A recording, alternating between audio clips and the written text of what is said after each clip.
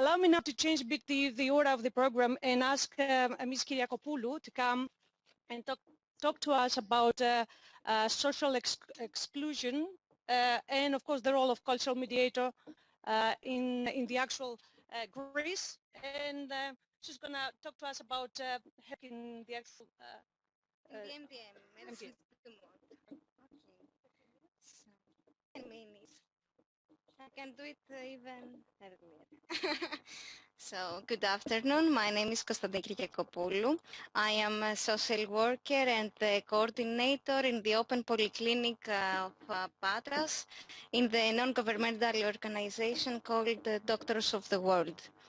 I'm sorry for this change of the program, but I have to leave at 6 o'clock. That's why we made this small change. So, my presentation has the title Social Exclusion, the Role of Cultural Mediator. And I will also tell you some good practices that I use as a social worker and as a cultural mediator when I integrate with refugees, asylum seekers, persons in need of international protection generally. I will start my presentation in a not orthodox way.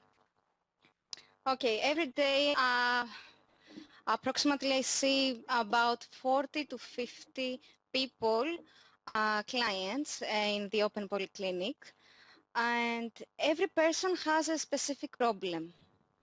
They are poor, they are abandoned, some of them they face violence, some of them are unemployed, they cannot go to, they don't have access to the medical care. I'm sorry, I'm sick too.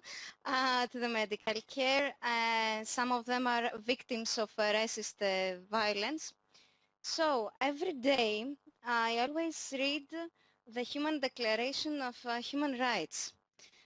This is a booklet that they help me in order to face the problems that my clients face in order to help them so as to face their problems. So let's keep in mind these articles. The first article states, all human beings are born free and equal in dignity and rights. Everyone is entitled to all the rights and freedoms set forth in this declaration without distinction of any kind, such as race, color, sex, language, religion, political or other opinion. All are equal before the law. So I'm going to move a bit.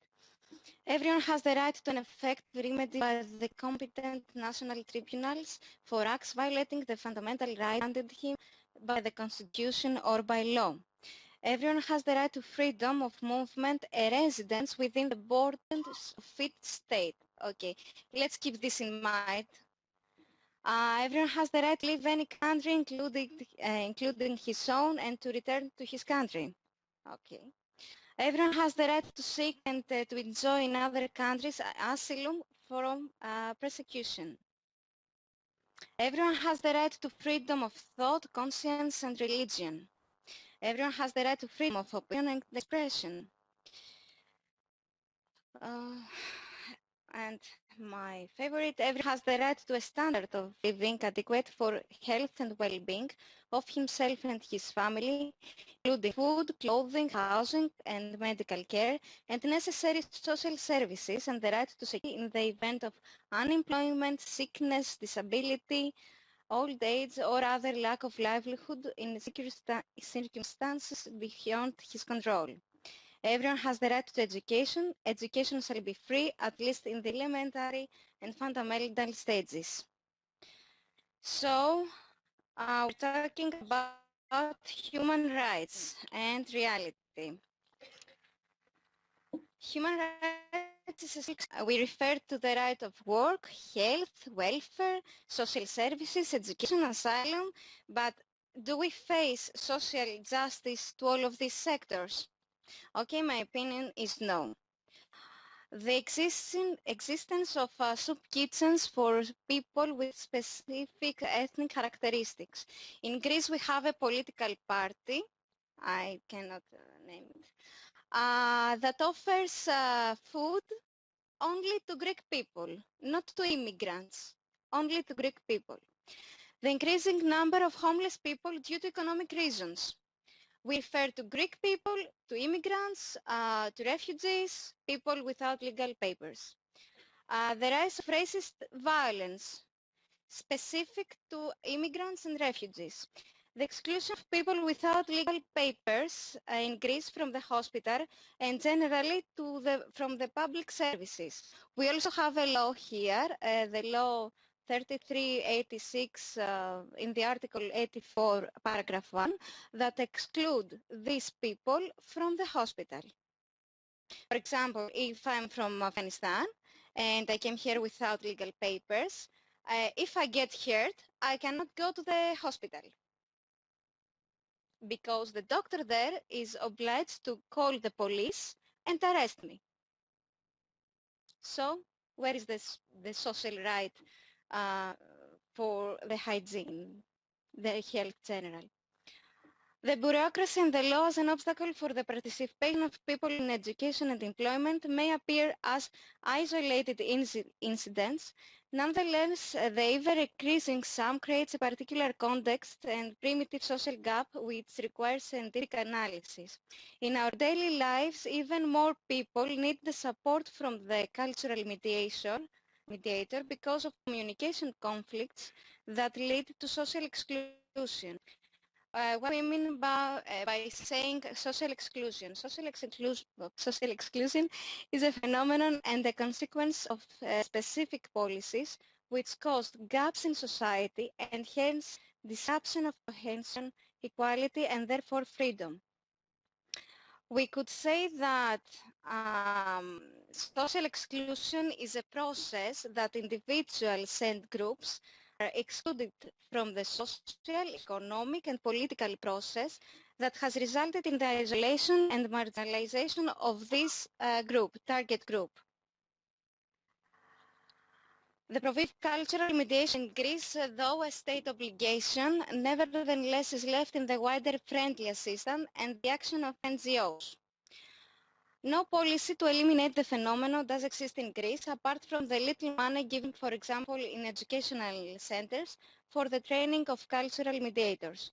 However, the theory must be put into practice in order to perpetuate the problematic situation. And while the state remains apathetic towards this necessity, there are some training organizations. There are some training organizations as Hellenic Open University that offer education programs in order to be ready to work and collaborate with immigrants and people who need cultural mediation. So, besides the theoretical part of my speech, I have to highlight some practices that I use as a cultural mediation in the Open Polyclinic of Patras. Medicines du Monde, Doctors of the World, is an international medical humanitarian non-governmental organization. It was established in 1990 in Greece. In Patras, we operate since September 2012 with the aim of providing primary medical health care and social support to people who lack access to the national healthcare system, the refugees without legal license of their stay in the country, the poor people, or these without insurance, homeless people, and Roma population. Some good practices that we do in our integration with refugees is with the translator's aid, we provide primary medical care, social support, and legal assistance.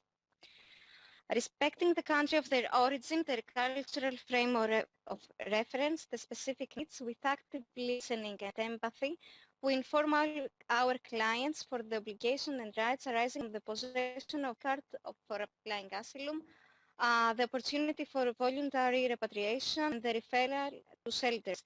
Furthermore, many of our clients wanting to achieve social integration, they proceed to actions adding working permits. Realizing their living conditions, we provide basic hygiene items, clothes and sleeping bags with some street works.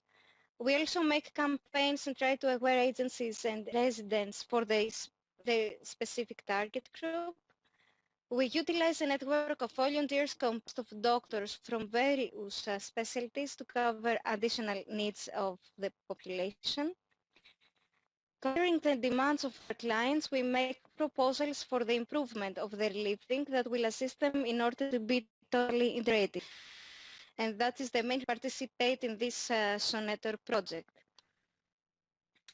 So, doctors of the world operating in this context and realizing that culturalism is not only related to immigrants but also to those people who come from different socioeconomic status, they implement programs with a twofold objective.